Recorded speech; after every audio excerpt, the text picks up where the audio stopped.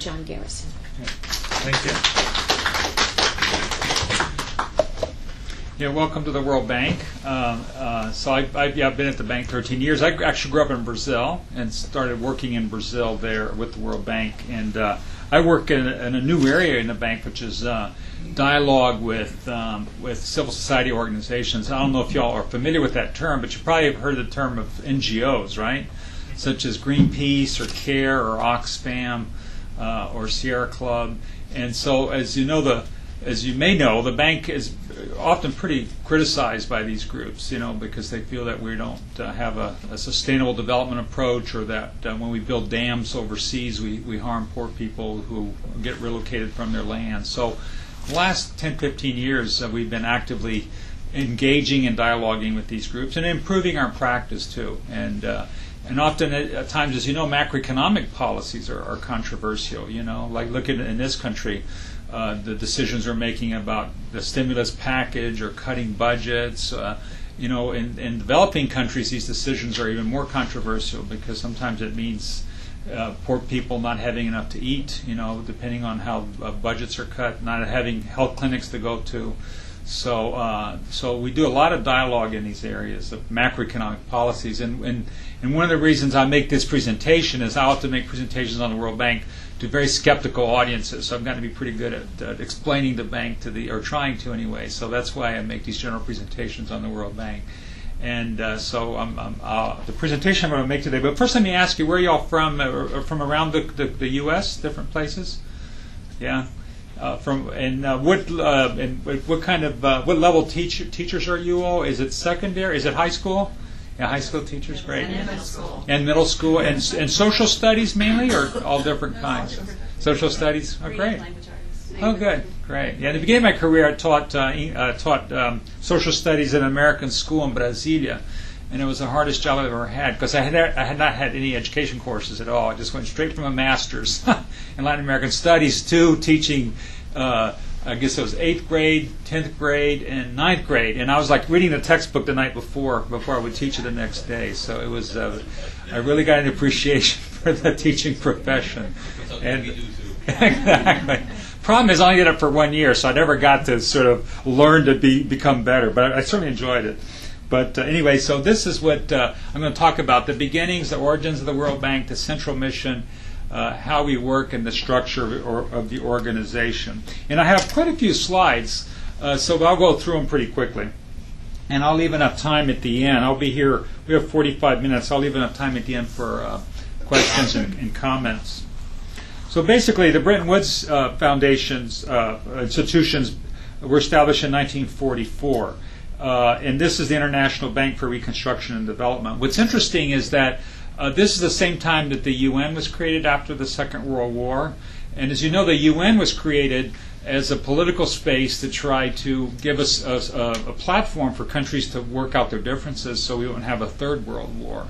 But at the same time, a lot of the historians, economists at that time, and government and leaders, Roosevelt and others, felt that one of the causes of the Second World War was economic differences and barriers and conflicts. For instance, the war with Japan, a lot of it was based on the trade differences we had with Japan. And of course, the reparations on Germany created a lot of the resentment there, and you had the currency fluctuation. So they decided to create the IMF, which is right next door, along with the UN, to look at the economy. So take care of the economies of the world, to monitor the economies, and to have some money to help countries when they get into trouble. The bank was actually created as an afterthought to rebuild Europe. Our first mission was to rebuild Europe. And what's interesting, there are a lot of NGOs that were created at the same time with the same mission. For instance, I worked at Catholic Relief Services in the beginning of my career. That was created back then. CARE was created. The CARE packages were sent to Berlin during the Berlin airlift. So that's when CARE became established, and they're one of the largest NGOs in the world. Another one I just found out is Oxfam in the UK was created about the same time. So that's an interesting aspect. That a lot of the architecture that we have today, the global governance, really is relatively new. It began after the Second World War. The early borrowers then were not poor countries. They were middle-income, destroyed European countries. France actually took the first loan.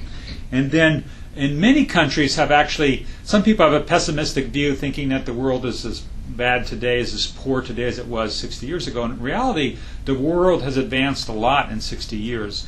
And you have a lot of countries, for instance, not just in Europe, but Korea, Chile, Slovenia, who have graduated from the World Bank. Today, they borrowed from the World Bank back then, and today they lend to the World Bank.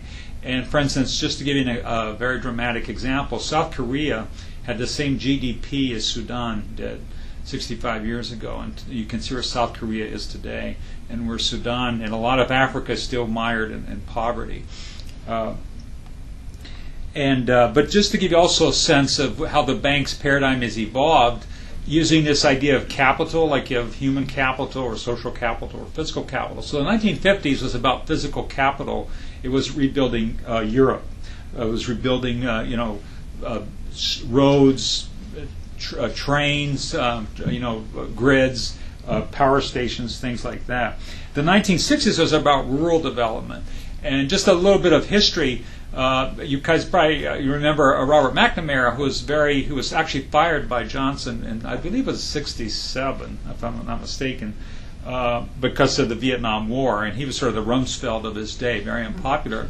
When he came to the bank, he actually became a reformer, and he began. So it shows you how you can sort of reinvent yourself if you want to. And here he became a reformer, and he started the bank on the path to poverty reduction. And so for the first time, the bank sort of turned away from Europe to the rest of the world. And since most of the rural poor are, most of the poor around the world back then, and even that's true today, are in rural areas, then we began to fund things like agriculture, natural resources development. So it was about the natural capital in the 1960s.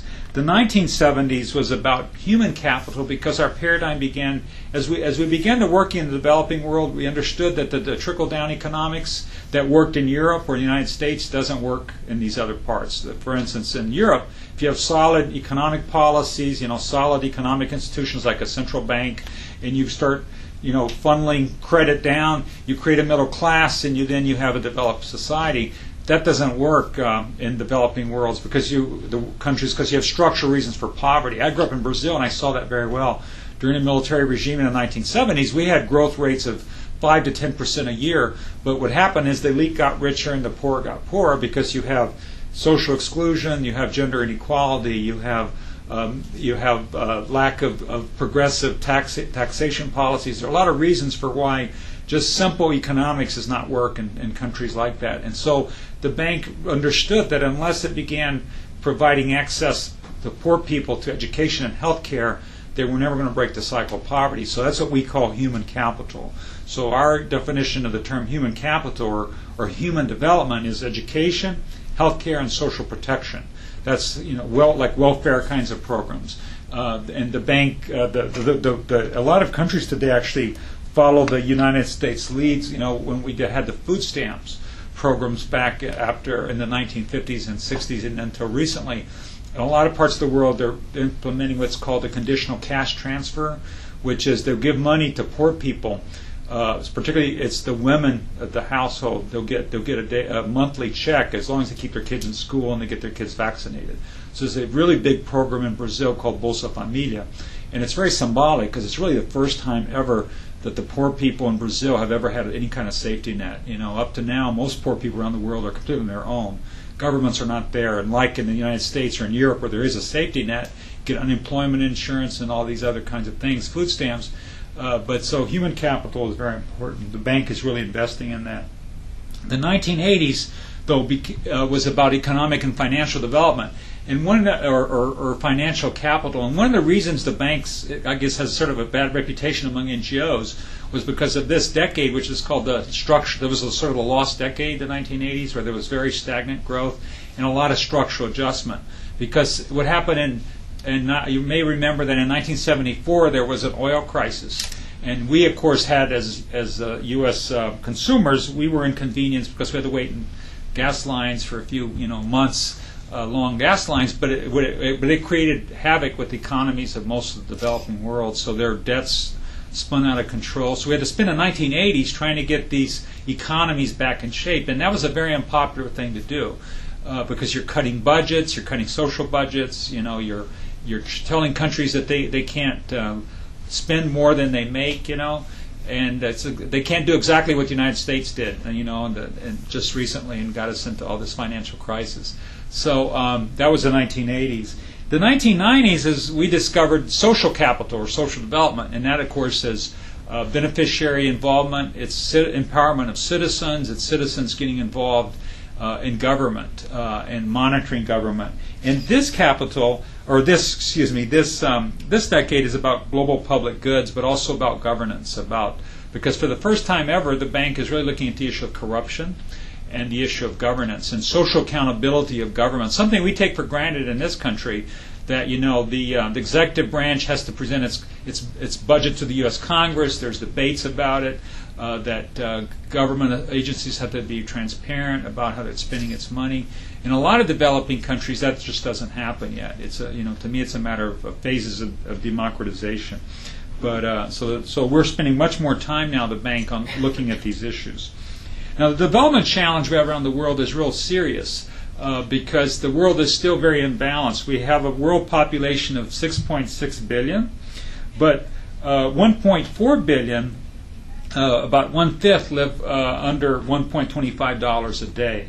Then 2.5 billion, and those are the extreme poor, and then 2.5 billion, about 40% or so, 30% live at under $2 a day. And the average spending per day in sub-Saharan Africa is just 75 cents per dollar. And that's a very harsh reality for poor people. I've never been poor myself, but I grew up in Brazil, and so I understand and did a lot of development work. We had maids in our home working for us, so I really understand that it's very difficult, dispiriting to be poor, especially if you don't see any way out for yourself or your children. And the problem is the way the developed countries, the rich countries, spend their money is not really helping matters, because we spent in 2008 $1.4 trillion on defense. The U.S. accounted for 41% of that because of the Iraq war, Afghanistan wars. The rich countries, you spend $360 billion on agricultural subsidies, which really means is we're protecting some sectors of our economy. We're protecting the cotton growers, we're protecting the sugar beet growers, and we're putting up strong trade barriers and don't allow poor countries to export those products like orange juice, for instance, to the United States. And we actually, there's this misnomer thinking that the rich world we're so very generous, and through the United States we're so very generous. But if you look, we spend less than 10 times less on official development aid for agriculture, USAID, than we do for military, or even for protecting these small farmer sectors. The Japanese protect their rice growers, the Europeans protect their dairy farmers. And the problem is that that's not very efficient, because a lot of the farmer groups that we're protecting in this country are not small U.S. farmers, they're large corporations. And it's because of the special interest lobbying that happens in all the parliaments and the congresses. And even the poor themselves, our gardeners from El Salvador, or the Turkish bakers in Europe, they actually generate 3 times more money than we do. They send back via remittances to their families by working 2 or 3 jobs, $328 billion. So not only is the world very imbalanced, but the way we spend our money, the rich countries, is not really helping to change that in any dramatic way. Plus the population growth over the next 25 years, we expect to have 50 million new people in rich countries, but 1.5 billion people in poor countries. Yet half of the population is under 25. So it's really a ticking time bomb unless we change our spending priorities. On the other hand, there is some room for optimism, I think, because for the first time in human history, the countries of the world got together in 2000 and basically said poverty is not a natural phenomenon. It's not something we'll always have poverty. Shucks, isn't that too bad? It's really a human phenomenon. And we have the resources, we have the funding to do away with poverty if you have the right policies. And who's to blame? It's not just the North, but particularly the South, I think, as well. I think it's easy sometimes just to blame the North and the rich countries. I grew up in Brazil. And so, there's no one who can exploit more the Brazilian poor than the Brazilian elite. You know what I mean? So maybe the trade policies and all are sort of stacked against the poor countries, but it's the lack of good governance, it's elite capture in a lot of poor countries that really continue this this problem. But anyway, who's heard of the Millennium Development Goals? Raise your hand. Yeah, good. Yeah, so in 2000, all the countries of the world got together at the UN, and they came up with these 8 goals to try to cut poverty in half by 2015, and we're almost there. We're 5 years away. So the goal 1 was about reducing poverty by half. Goal 2 was about getting all children 100% into primary education. Goal 3 was to help women to get equal rights and empower them. Goal 4 was to reduce the death rate of young children. Goal 5 was to improve the health of mothers. Goal 6 was to combat HIV/AIDS, malaria, and other diseases. Goal 7, help countries protect their environments. And Goal 8 is to promote global partnerships, which means how does the World Bank work with the governments and the UN and the different actors, USAID, for instance. Because of the enormous advances some countries such as China and India and Brazil have made, and those countries have the most poor people in the world, obviously because of their size, but they've made enormous progress in reducing poverty, especially China because of its economic growth, and India. We actually will meet the goal of reducing poverty in the aggregate in the whole world. But in sub-Saharan Africa, you have countries actually going in the other direction because of HIV/AIDS, because of armed conflict, lack of economic growth. Some countries are actually sliding back. So in sub-Saharan Africa, so it's a very unequal. So there you can see that, for instance, the line there that most drops is East Asia and the Pacific, and also South Asia. That's because of India and China. And so their poverty levels are getting to almost zero, but in sub-Saharan Africa, it's still at around 40% by 2015. Also, if you look at the indicators by type, you can see, for instance, the darker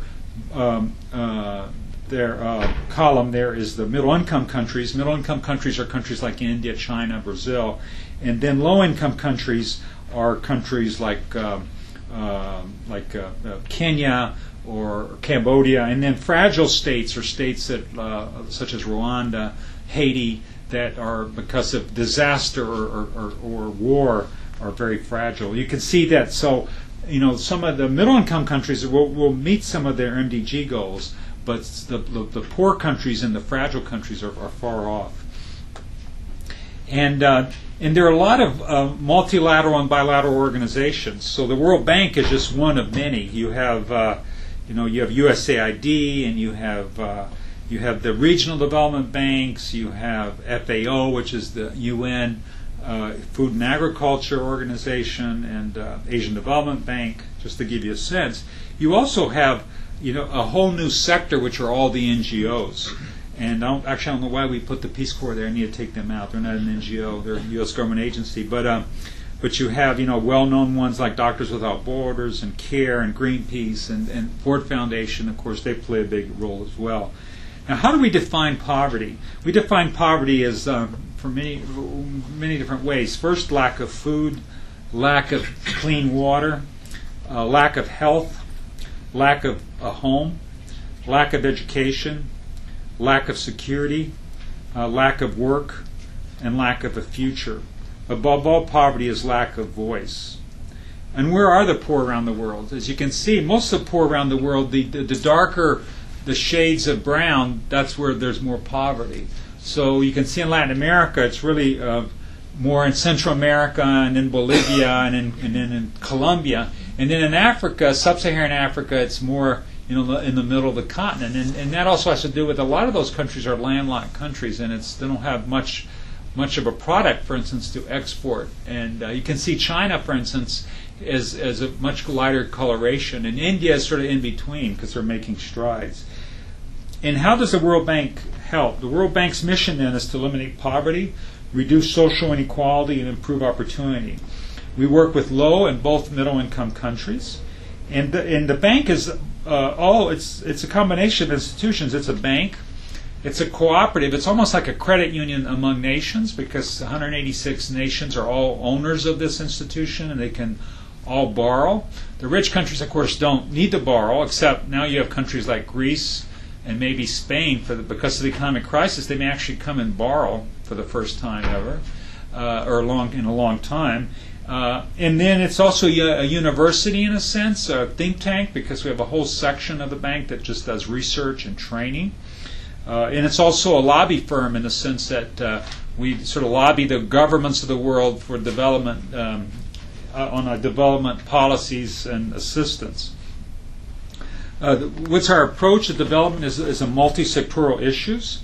But countries determine their own destiny, and that's been a change, because I think in the past the bank was criticized for sort of dominating countries or telling countries what to do. Now we understand that that's not feasible, because the bank we don't build anything, we don't implement, we just finance. So if countries aren't in the driver's seat, it's not going to work. And then other groups should also participate.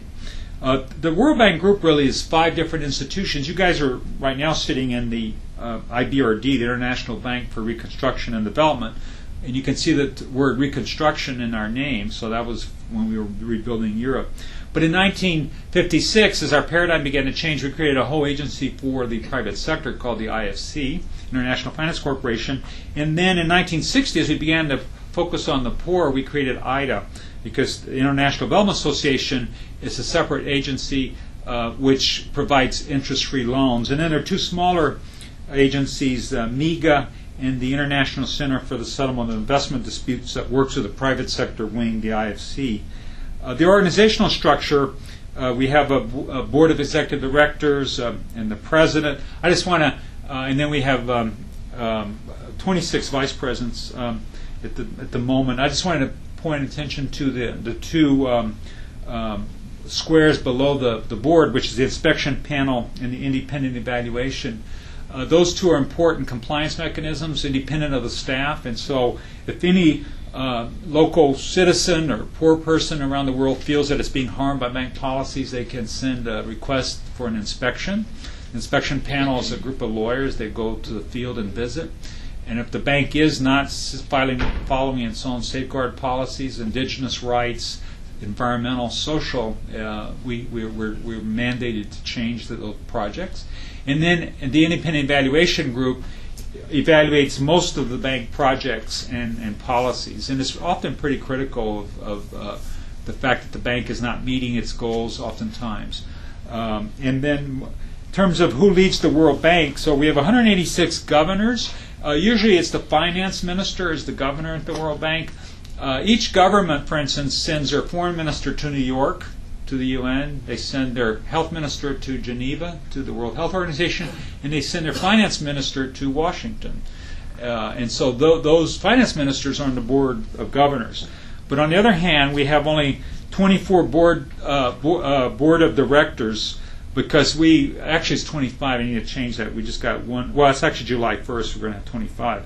Because the idea was that they didn't think it was practical to have 186 people sitting around the table, so they have 25 are going to be sitting around the table as of July 1st. And they represent their countries. They live in Washington, and they meet every week in the building next door, and they make all the major decisions. And then they appoint the World Bank president, and then you have the staff. And the way power is exercised at the bank is different from the UN, because here at the bank, it's based on the number of shares, so based on the size of your economy. And you have 9 countries that have enough shares to have their own seat at the table, so they have obviously more power. The rest of the countries, they have to share their seats. So Brazil shares its seat with 8 other countries. And a lot of people then say, well, the bank isn't very democratic, and the UN is more democratic, because in the UN it's one country, one vote. The problem with the UN is that that's not very democratic either, because China has the same vote as Nepal and 1,000 times more people. So I think the future, and there is a lot of talk about reforming these institutions, and I think in the future they're going to have a double voting majority. It's sort of like the U.S. Congress has, where you have the number of senators per state, no matter how the size of your state, and your congressional delegations based on population size. I think that's what they're going to have to do both here at the UN, where you take into account the size of the economy, but you also take into account the fact that the poor countries need to have more voice, because there is a moral hazard argument that people make that it's rich countries making decisions for poor countries to implement and suffer the consequences. So we've been reforming it so poor countries have a greater voice, but we're still not there. But that the UN also will need to change. And then the other aspect that needs to change is that we have sort of an unwritten gentleman's agreement that was agreed to back in 1945, where the president of the World Bank is always a U.S. citizen, the head of the IMF is always a European, the head of the Asian Development Bank is always a Japanese, because the Japanese are the biggest donors, the head of the Inter-American Development Bank, which is just down 10 blocks over there, is always someone from Latin America and so forth. The head of the UN General Assembly has always been someone from the developing world, at least in the last, say, 30 years.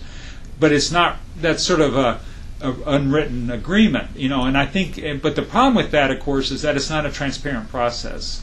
So when the White House names the president of the World Bank, we don't see their CV, we don't know if there was a selection committee, so that's going to change. And they've promised to change that the next time we appoint a president of the World Bank, it will be merit-based and it will be more transparent.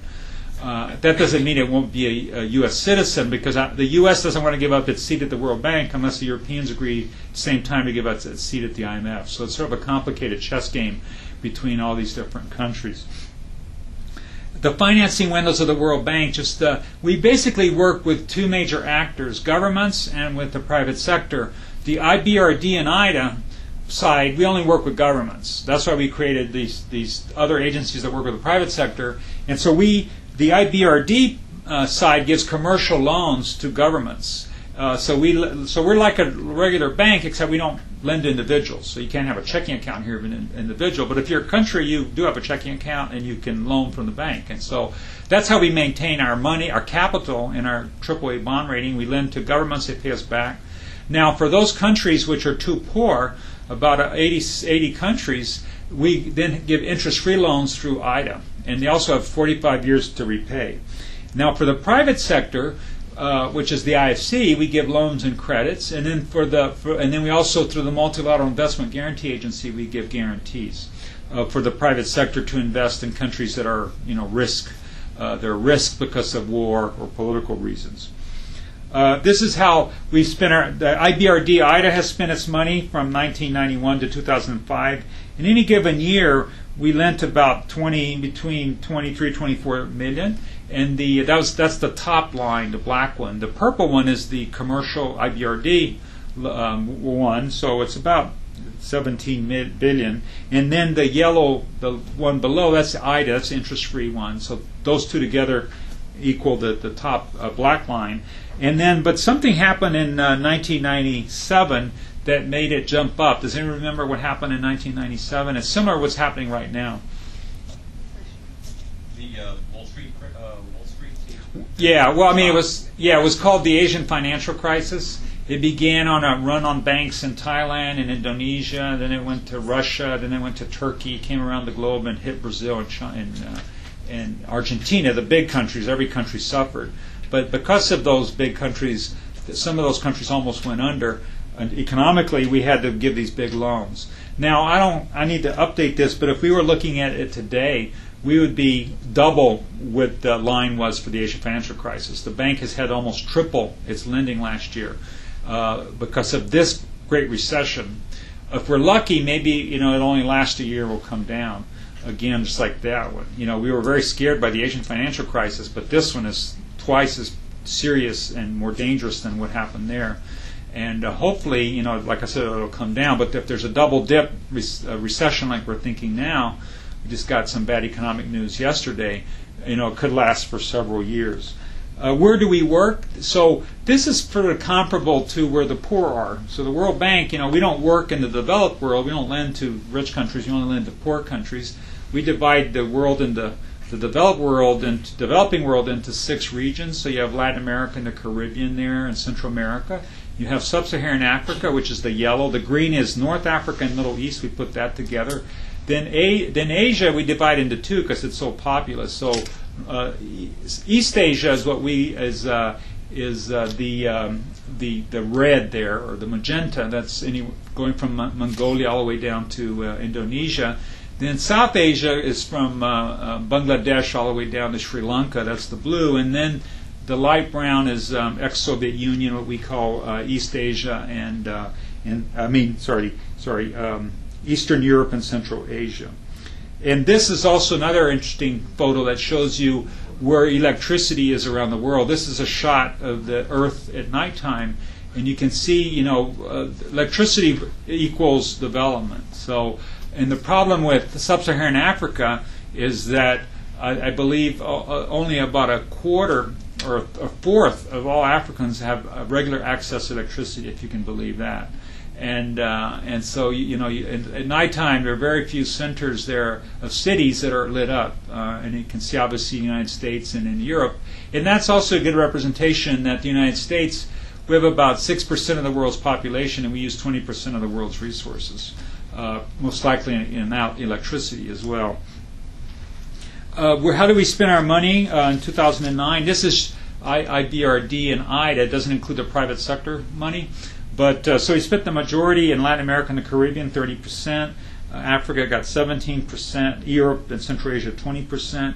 These are all the different areas we work in. We work in 12 to 20 different areas: basic education and health services, poverty reduction, infrastructure, energy, environmental protection, climate change, private sector investment, governance, and anti-corruption.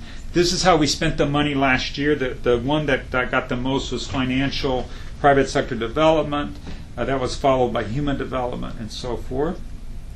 And World Bank staff, there are about 11,000 of us from 165 nationalities. At any given time, there are about 10,000 consultants too. That's how I came in the World Bank, as a consultant first. A lot of people come to the bank through the side door, like I did, which is as a consultant. Then you get to know the institution, they get to know you, and then you can apply for a staff position. 140 languages are spoken. And those are just the main languages. A lot of countries like Nigeria, South Africa, they have, within the countries they may have another 20 languages. So these are sort of just the formal languages that are well known, more spoken languages. We have about 7,500 people in headquarters and 3,500, 131 offices worldwide. And the bank has been decentralizing also in response to criticism that we were sort of trying to micromanage the world from Washington without really knowing the countries very well. So as a way of improving our footprint, we've moved a lot of people to the country offices. And Brazil's a good example. When I arrived in Brasilia to work there were about 15 staff in that office. It was really a way station for bank missions coming down to finalize their trips, to travel throughout the country to visit the projects. Today there are about 70 staff, and only 15 of those staff are international staff. The majority are Brazilian.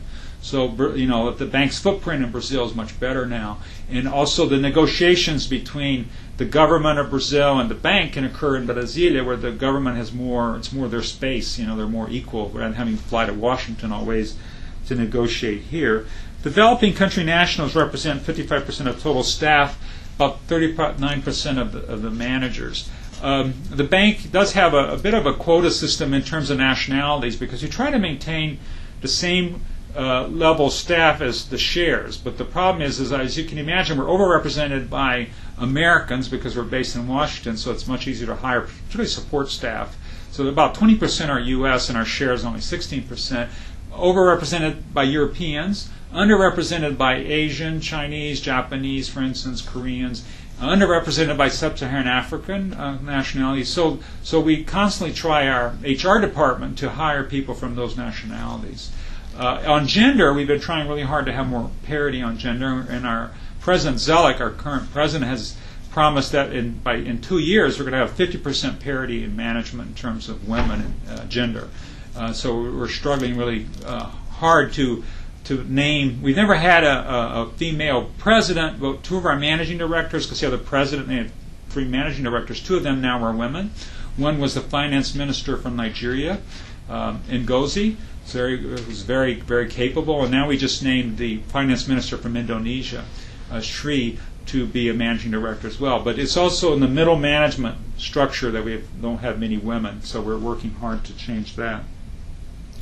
So the summary of my presentation, so we work as a development bank, where we have been, how our work has changed, and what's next. What can you do? You can learn more about, this is not necessarily for you guys because you guys are well informed, but you can keep learning about the international development issues. You can volunteer on the ground. You can intern with an organization, particularly civil society organizations. Donate funds to civil society organizations. You can't really donate funds to the World Bank because we are governmental. We get funds from governments, but you can certainly donate funds to a lot of the CSOs like Oxfam and CARE, who do great work, and then speak out.